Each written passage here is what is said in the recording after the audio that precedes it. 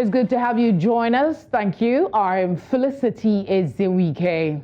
We begin our coverage tonight with security matters. The Nigerian police has arrested 13 suspects in connection with the violent attacks that occurred in Emure, Ekiti, leading to the murder of 2 traditional leaders and the abduction of pupils and teachers.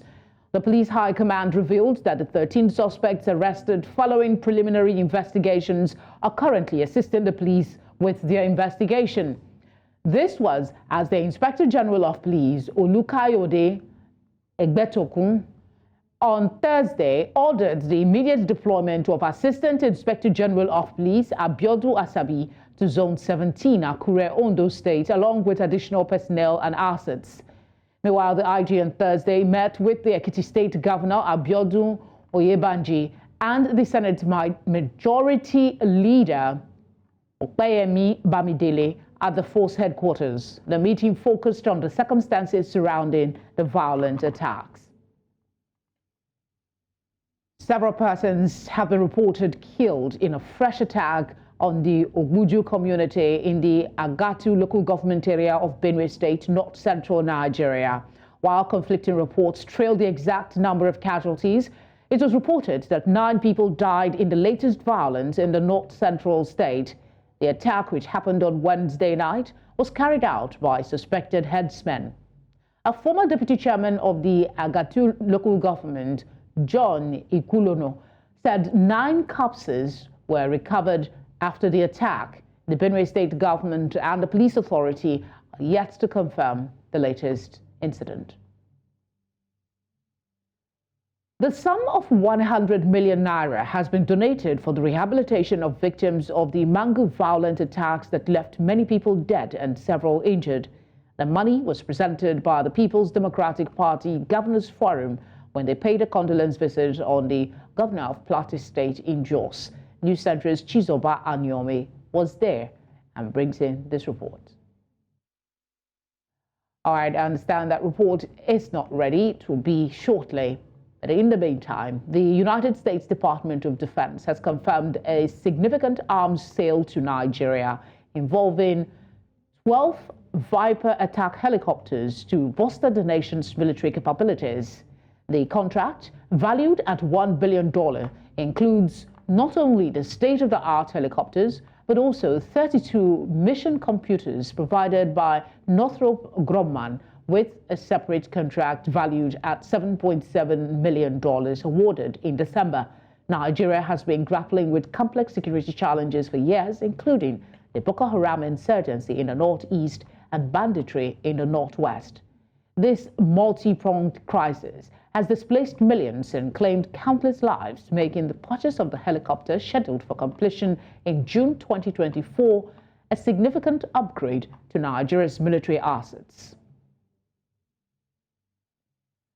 Former Deputy National Chairman of People's Democratic Party, Bode George, has advised President Tinubu to seek the input of ex-servicemen into the anti-terror war. He said the statement credited to some leaders that President Tinubu should resign because of insecurity was a cheap blackmail. George, a former military governor of Ondo State, advised the president to call a meeting of service chiefs and former military leaders to fashion out a solution. He said state police would reinvigorate security because of the advantages of intelligence gathering and knowledge of policing areas by the personnel.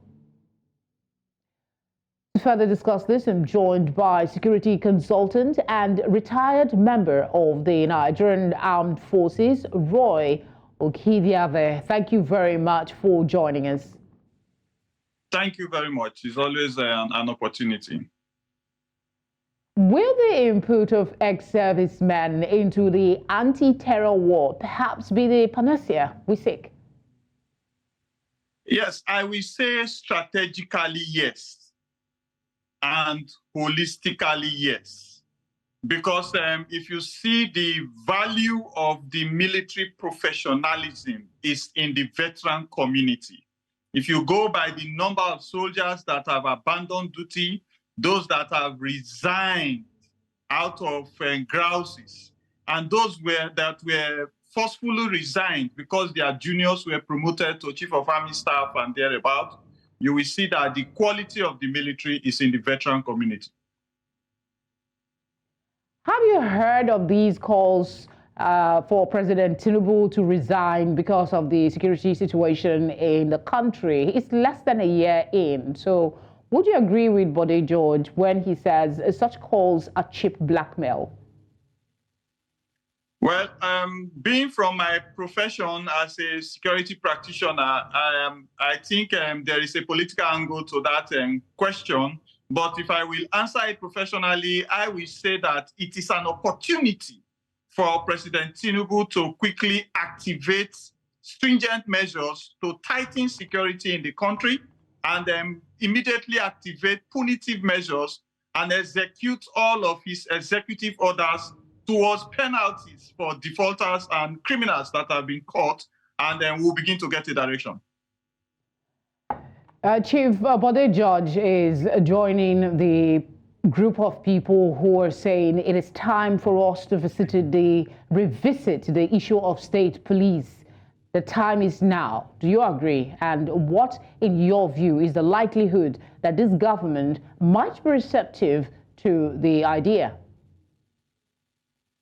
For about 5-6 years now, these state police matters have been coming up, and I still stand on my premise that a police belonging to a state must be loyal to the federal government, because every citizen, every tribe of every state habitates in that state where the police is. That's number one. Number two, the government must be seen, the governor and the government of that state must be seen to be responsible for their welfare so that they don't turn to another disgruntled military group. Then the rules of engagement that will guide such a policing system must be people-centered. So that is my view about state policing. So we can start with a model of looking at some states that also already have pseudo policing and how they manage the pseudo policing group. And they can be escalated and advanced towards being a state police as a model state.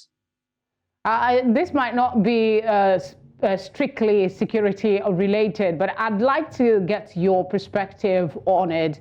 The chief has also called for a revisit of the 2014 Confab report. He says the constitution we are operating now recklessly disturbs the growth of the nation. This is not really a new call, but maybe this is the government to implement it. They still have some time.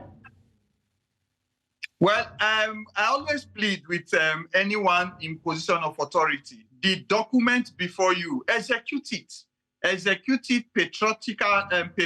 in patriotism, execute it in ethics and ethical advantage, and execute it according to the document. Right now, we are not executing the current constitution that we have. If you even look at the military veterans in my own community, things that are approved by government like SDA and other things are not executed. So before we begin to say, break the country, bring a new constitution, can we execute the one that we have?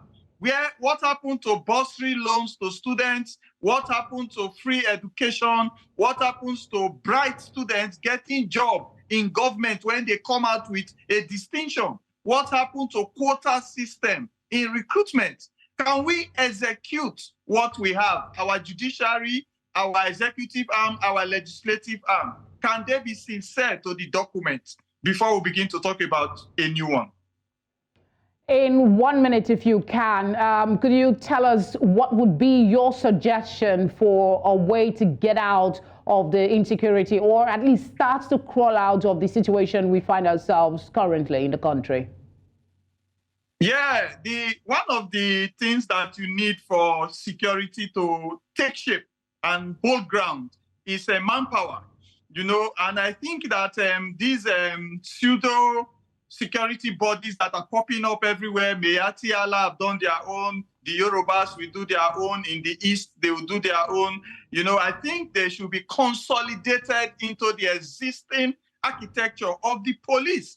The Police Service Commission said they are recruiting 3,000 policemen. It's not enough. We should conscript all of these people into the police instead of having breakaways. And then we should upgrade what we pay. A low-ranking police officer is supposed to take like 250,000 naira, which some of my staff take, and that will help the police to bring in the value that we have in the patriotic community of Nigerians. Then we should look at technology too. Technology should be procured from the manufacturers. And then we should also look at deployment. We should look at all the police areas that we said that are unpoliced and deployment into such places and begin to execute penalties for all of them that have been arrested for every criminal act in Nigeria. All right, Roy, thank you very much for speaking with us. We appreciate your time. Thank you. It's always a pleasure. Still staying with security matters, earlier I told you that the sum of 100 million naira has been donated for the rehabilitation of victims of Mangu violent attacks that left many people dead and several injured. We have that report for you now from my colleague Chizoba Anyowe. It's 1 week after the last attack broke out in Mangu local government area of Plateau State. Calm has since been restored by security agencies, but victims are still facing the aftermath of the incident. Groups and individuals have been visiting the governor to condole with him, as well as present financial and other assistance for the benefit of the victims. Most recent is the PDP Governors Forum, made up of 13 governors, but only 5 of them were able to make it for this visit. We will be with you to support you because we know that you are not sentimental. You don't show any sign, and because we have looked at all the issues on the ground, we urge you to be strong and to continue to dispense good leadership that the PDP governments are known for. We really bear with you with this very sorry state that happened to the Plateau. But it is a big distraction. But definitely we know we are not insurmountable. For him, the essence of state policing cannot be overemphasized if the security architecture of Nigeria will be reversed. We ask the Nigerian government to look at this crisis not a sectarian or a sectional one, because this crisis has been linked on the Plateau. I believe we should be allowed as governors to have state police, because we know the nooks and crannies of this state. Good governance means safety and security even before development. The elated governor of Plateau, who commended the visit of his colleagues, called for concerted effort in restoring peace in the state. By the grace of God, we are not deterred. We are also trying to ensure that we build inter- and intra-community harmony. One thing I have said consistently since becoming governor is that nobody can go it alone.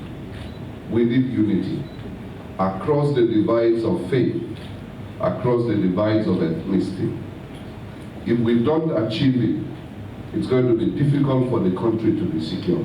The governor maintained that if the series of attacks in the state are not addressed and treated as criminality, containing it will remain a mirage. In Jos for News Central, I am Chizoba Anyowe. We will bring you stories from across the state shortly, but first let's tell you that the Central Bank of Nigeria has ordered deposit money banks to sell their excess dollar stock latest February 1, 2024, as part of moves to stabilize the nation's volatile exchange rate. The CBN, which made the disclosure in a new circular, also warned lenders against hoarding excess foreign currencies for profit. According to officials, the central bank believes some commercial banks hold long-term foreign exchange positions to enable them profit from the volatile movement of exchange rates. The new circular introduces a set of guidelines aimed at reducing the risks associated with these practices. The latest circular came barely 48 hours after the CBN released a circular warning banks and FX dealers against reporting false exchange rates, among others.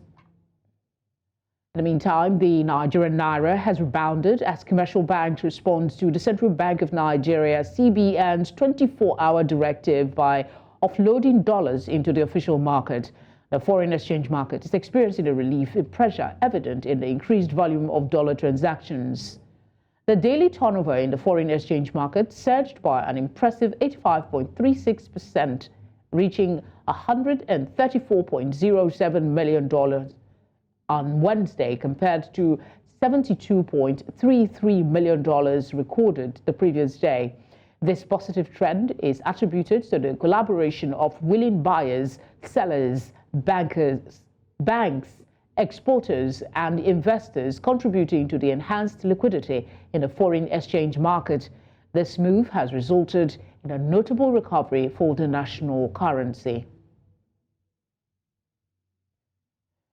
To help analyze this, I'm joined by Chartered Accountant Akin Fatunke. Thank you very much for giving us your time. Drawing from this latest directive from the CBN, does it mean that some banks are holding on to dollars for profits, thus creating risks and artificial scarcity? Absolutely, yes.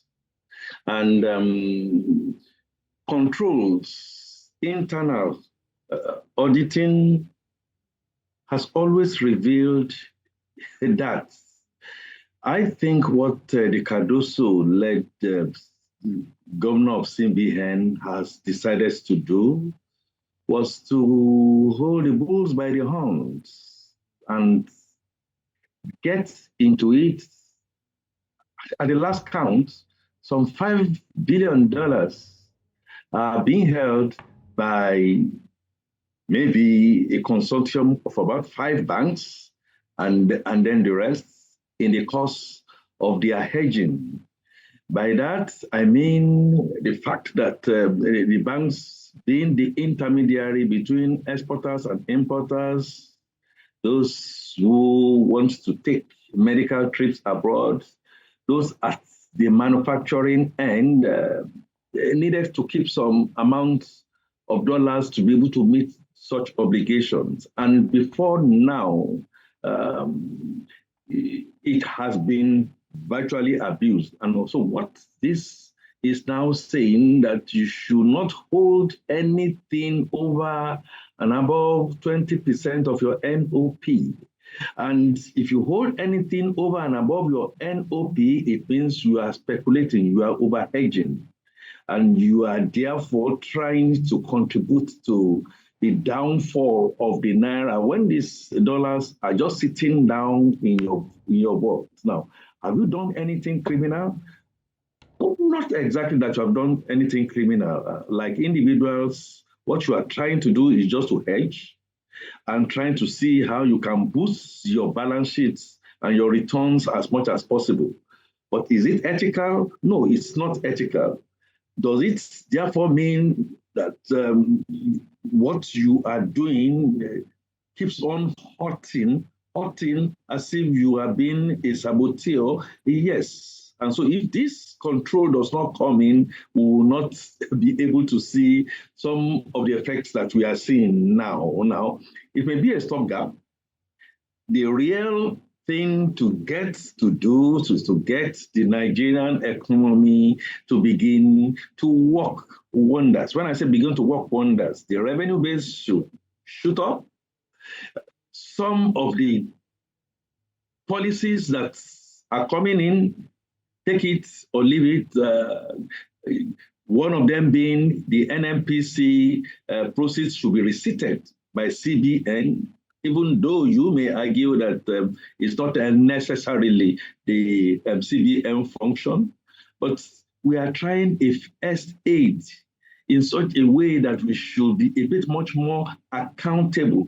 Why we were not accountable under the extant rules is known to everybody. I mean, we have police systems, we have security systems, yet we get so many things that go in between. That multinational oil companies, I operated in that space for quite a while, should be said that, look, your proceeds should be in dollars, pay us in dollars. So okay, if the Nigerian currency is in naira, what we are now saying to the banks is if anything goes beyond 20% means you are speculating. And I think plus or minus, by my little computation on econometrists, I do not see the 5 billion coming in like today. I see some 150 billion coming in, say, like today. And then if we still see that you are still holding over and above the NOP, it looks as if the big sanction is going to come on you very, very harshly. All right. What are the potential macroeconomic implications of the CBN's directive to limit banks' use of foreign exchange revaluation gains for dividends and operational expenditures?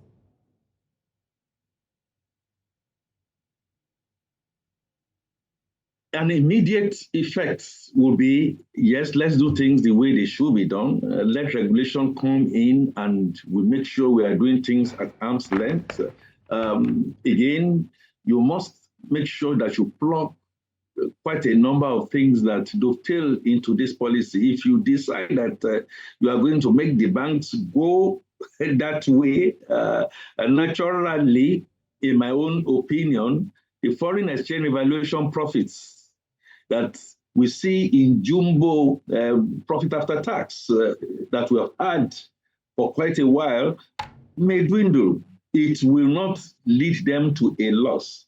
That is one. Secondly, I see the banks now sitting down and not being armchair and being a bit much more creative and positively to end their pay.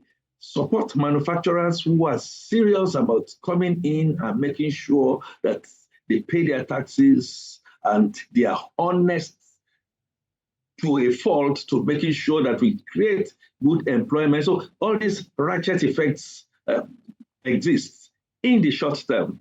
But if in the mid to long term, we are not capable of plugging the blatant headache that exporters get when they import, when they now have to now be feeling little bits here and there and some little challenges in making sure they bring in when they go and get at parallel market rates to import, and then we are trying to force them, in a manner of speaking, to sell at CBN rates. When this has not been fully matched, there is still what you would like to describe as a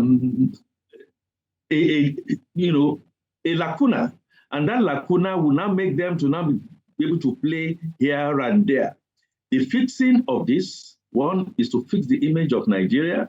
I think the central bank is going ahead and paying a bit of a backlog. We have about $700 million that is still disputed to the airlines that, genuine, ascertained, debts to the airlines so that can go on. And when Blinken came, I still talked about the fact that American companies are not coming in because of the problems of repatriation of their capital. Okay, I think we need to be able to sort out that image appropriately. Regulation. All right. In the few minutes that we have left for this interview, what specific challenges do banks face in maintaining adequate stocks of high-quality liquid foreign assets, considering the current economic climate in the country? Trust goes beyond the banks. Trust, T-R-U-S-T, from those who are ruling us now to now be leaders. Secondly, there has to be an even playing field. There should, in no circumstance, be a set of bankers who are not complying, and the bankers know they are not complying, but because they have their links to the powers that be, they are not sanctioned, while those of us who are trying to comply wield the big axe. In other words, I'm saying the regulations should be fair and equitable. Secondly, I think for the sake of Nigeria and the sake of our economy, this kind of head-on control that the CBN is trying to hold should also extend all those black marketers, all those people selling on the streets. We have a way to stop them. Let's stop them. Yes, it will be initial pain, but at the end of the day, it's going to give to everybody. The economy will grow. The bankers will feel much more comfortable. I'm talking about the positive bankers. Then you, Felicita, and myself, would believe that we also have what we call a future. So, indeed, 2 plus 2, it should be 2 plus 2. Okay. If it is 4 minus 1, it should be 3 and should not be any other number that can be audited and can be seen to be so. Minus all that, the leadership needs to regain the trust that is in high deficit now, that people don't believe and are still speculating, should not be what? Trust. That's the key word from the last submission you've made. Thank you very much, Akin, for speaking with us. Thank you very much, Felicity, and stay cool. You too. To election matters, the People's Democratic Party in Plateau State has been excluded from participating in the February 3 National Assembly rerun elections in the state. This is coming less than 48 hours to the elections in 6 local government areas. News Center's Chizoba Anyowe has more. Let's see how this. The announcement was made on Thursday morning when INEC officials with the media went to the Central Bank of Nigeria in the state to confirm sensitive and non-sensitive materials that had arrived on Wednesday for onward dispatchment to the council areas where the elections will hold. INEC maintained that the development is beyond their control unless otherwise stated by the court. As at now, PDP cannot participate in this election. This is the law. It is not INEC's making. It is the law of the land. Once the Supreme Court rules, whether it is right or wrong, you have to obey that rule. And this is why we printed our ballot papers without PDP. Stakeholders of the PDP had expressed displeasure over what is believed to be the fault of the electoral body. Don't take us for granted in this country. You have been opportune to hold positions, but you are perpetrating illegalities. Is that the oath of office you've taken? Is that what the Constitution says? Let's see how you do it. Why? Who gave you the powers to exclude PDP? Go back and read those your laws. It is unacceptable to us as a party, and we won't. We won't. And when I say we won't, I will not complete the rest. It seems INEC is part of the insecurity that is killing our people in Plateau State, because you don't know the implication of what you've done today. If the fragile peace in the state must be maintained, then everything possible must be done to uphold it. As a body of political parties on the Plateau, we agreed to support each other. Let us all participate in the elections. We prefer peace on the Plateau than elections or anything.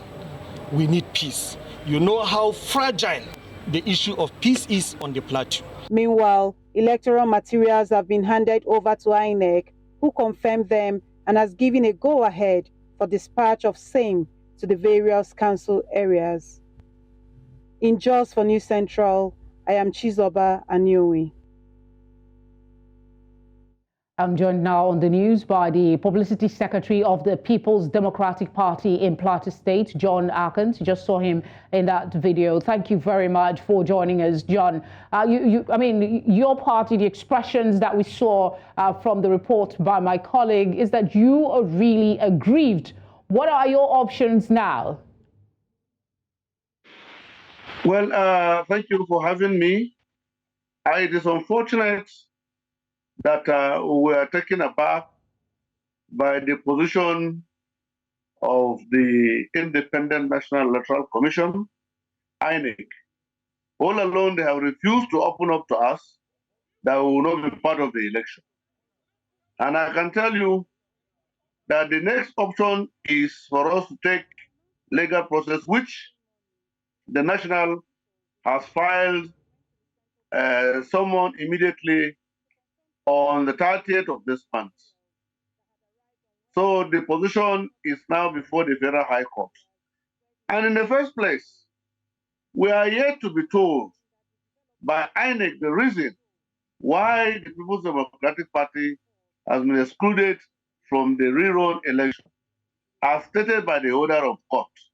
The judgment delivered by the Court of Appeal was very explicit in English, not in Arabic, not in any language, but in English that we all speak, that all political parties therein shall participate with no any exclusion of any other political party. So we are surprised why INEC at this time will come out, and they have been hiding this from us. They have refused to call political parties for a meeting. They did that once, and since that, when the State Electoral Commissioner called us for a meeting, they stayed here. He said, by virtue, by the position of the order of the court, all political parties are going to participate, except if there is a new order or the new directive from the national headquarters of the commission. Since from that moment, no communication from the INEC office. We have tried our best to reach out to them, but they have refused to communicate the People's Democratic Party. All along today, when we went for inspection of material, we now discovered that in the ballot paper, the People's Democratic Party has been excluded. We now ask the question, under which law, under which powers that confers INEC to exclude a political party or to disqualify a candidate for a political party, when the Court of Appeal stated clearly that all political parties shall participate in the rerun of the election. So John, we are yet to get an explanation. John, it's just a day to the election. Today is already 1st of February. A day after tomorrow is the election. What are your options now? Materials have been printed. At this late hour, will it still be possible for any changes to be made? Materials have been printed, but it is not a must. It's not sacrosanct that the election must go ahead, because like I said earlier, we're in court, and they will be served, and they will be served. So if they choose to disobey the court, that is left for them. Because like I said, the Constitution of the Nigerian Constitution 1999 as amended has robbed INEC from any power to disqualify a candidate presented by a political party. And for that matter, People's Democratic Party is a registered political party. The party has not been deregistered by INEC or by courts. So we don't know where INEC got its own power. But it will surprise you when the federal commissioner, when we are asking him questions in Central Bank today, the man said that they printed the ballot paper before the judgment of the Supreme Court. For Christ's sake, we are a country governed by law. We have rules of engagement. The Supreme Court has made it very clear that what Court of Appeal did was wrong. You say you are in court, John. How expeditiously do you expect the court to rule? And do you expect that it will rule in your favor? What if it does not rule? What exactly have you put before the court? Well, our belief is that the court will do justice because the court is the last hope of the common man. The court is there to correct all those ills. And we know that the court will do justice, will be justifiable enough to say, look, you can't differentiate a political party. And knowing very well that a political party that has majority of the electorates, they just want to differentiate the electorates. And you know that democracy is about the people. It's about the majority of the people. It's not about the minority. And the court cannot decide. And INEC, in this case, INEC cannot decide who represents the people. They can't do that. And INEC cannot take side. And this clearly they have shown that they have taken side. Because they have failed to show us, explain to us where the court said exclude the People's Democratic Party. They have failed to do that. And they should come out and give us a clear position. Where did the judgment of Court of Appeal say in which of the paragraph or which of the sentence that said People's Democratic Party should not participate in this election? Or they should show us where the People's Democratic Party has been disqualified. They have not done that. Nothing has been done as such. And therefore, the people will not take it.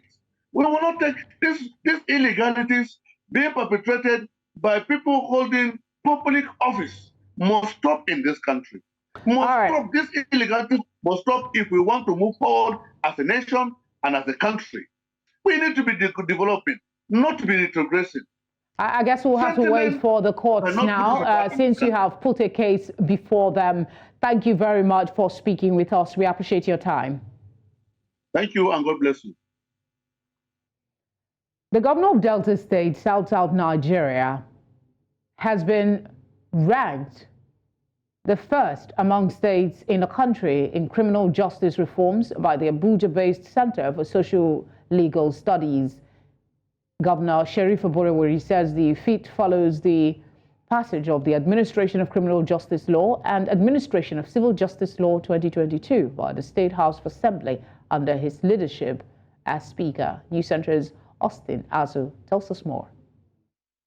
Having been screened and confirmed by the Delta State House of Assembly, these three commissioners designates are here at the Unity Hall Government House, Asaba, with their family members, friends and political associates to be sworn in as members of the Delta State Executive Council by the State Governor, Sheriff Oborevwori. This event completes the cabinet 8 months after the inauguration of the administration. The governor charges the commissioners to lead by example by being role models in their respective ministries.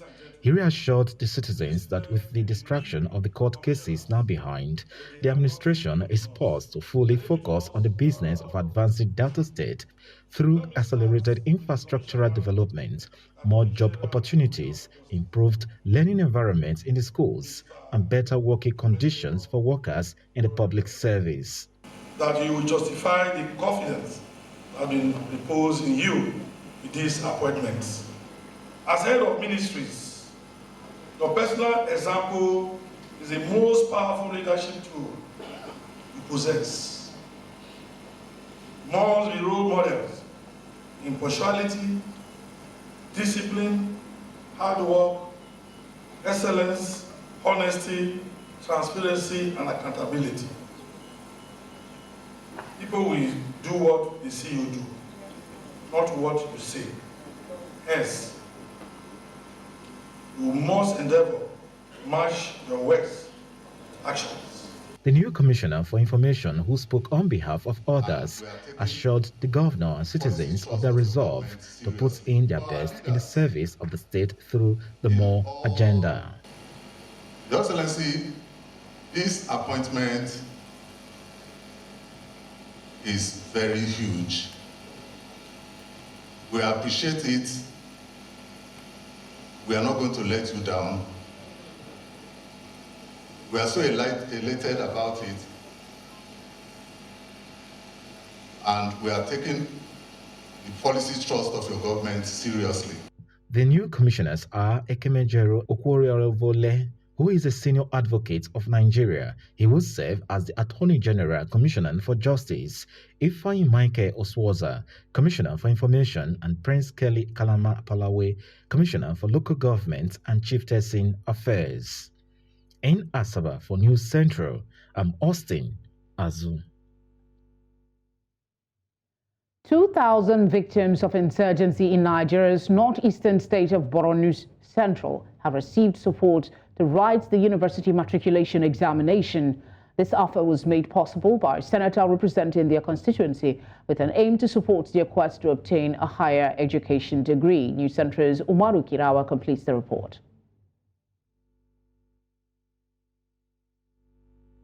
Gathered here are some of the victims of insurgency in Nigeria's northeastern state of Borno, struggling to fill forms and provide their biometric details.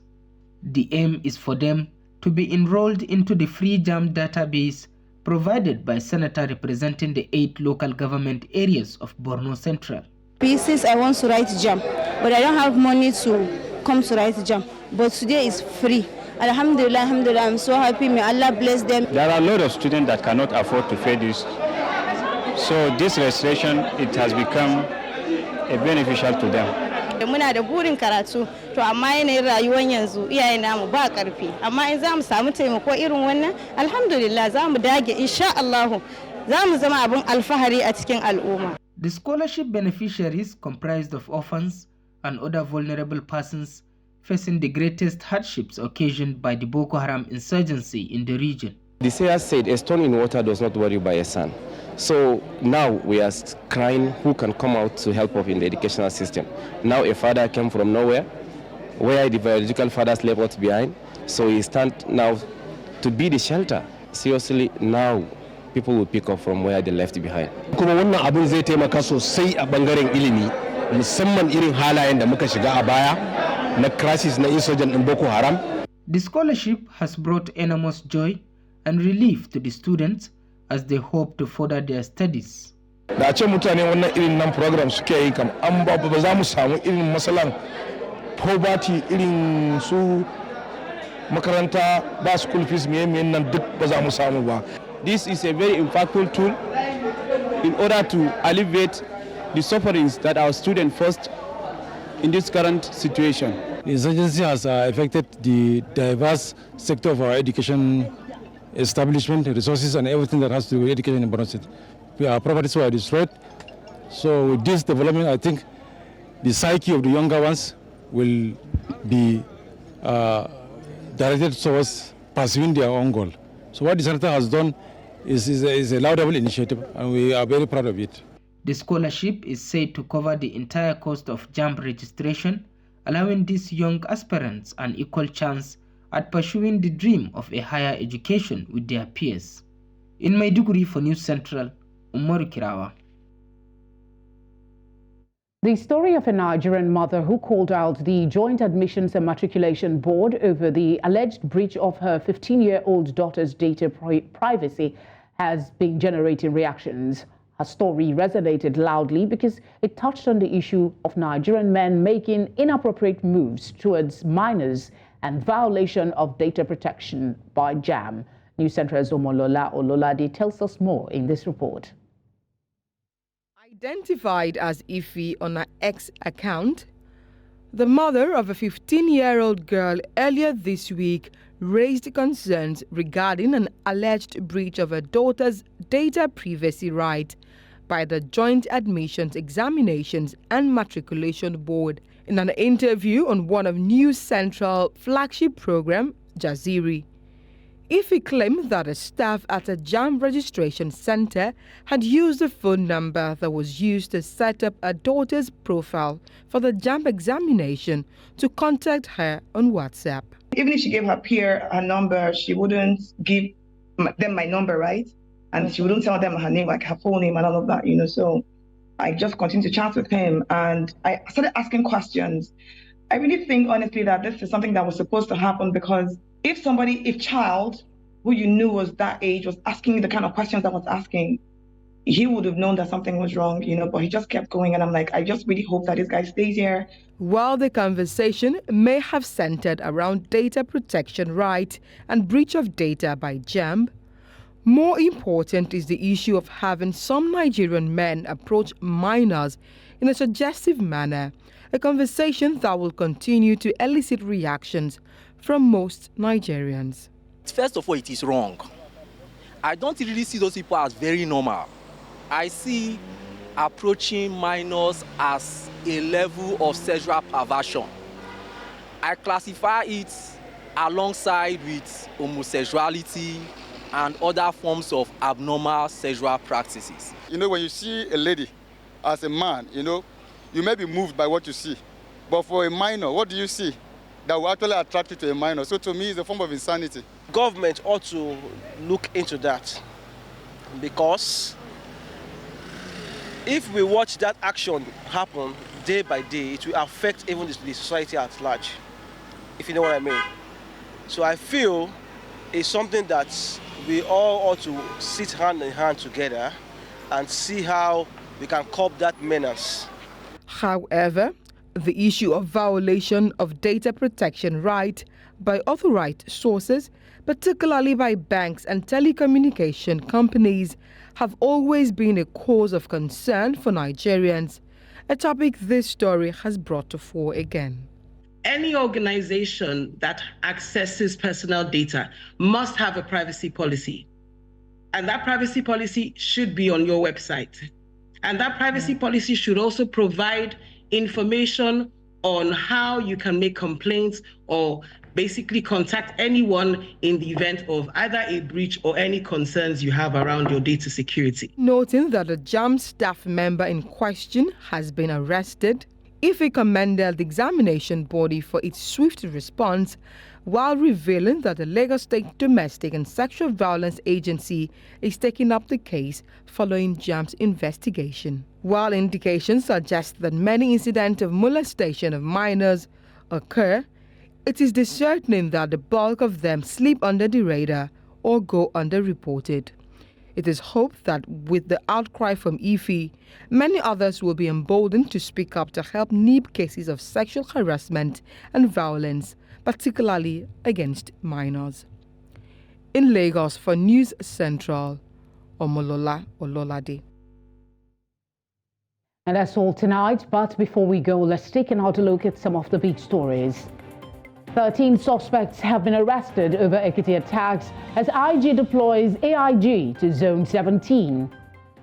Nigeria has bought 12 Viper attack helicopters, others from US, for $1 billion to combat insecurity. We also brought you news that INEC has excluded PDP in Plateau State from February 3 rerun elections. Do send your eyewitness reports to the number showing now on your screen. You can follow us on social media as well at News Central TV. We're live on DSTV channel 422, Star Times channel 274, Avo TV, and on YouTube. As always, thank you very much for your kind attention. Good night.